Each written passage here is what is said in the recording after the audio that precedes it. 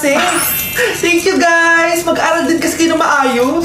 Paano nangyari yun? Nag-review naman ako buong gabi ah. Tama naman lahat ng sinagot ko sa exam. Oh, Scarlett, bawi ka na lang ha. Ikaw ang pinaka-lowest. Talaga ba, Samantha?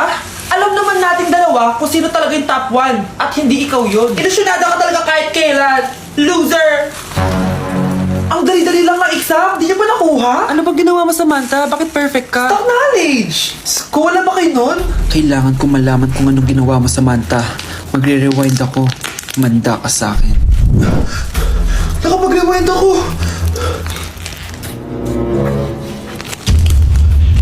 Ikaw pala ang top 1, Scarlett? Tignan ko na lang kung sino magiging top 1 after neto. Ha?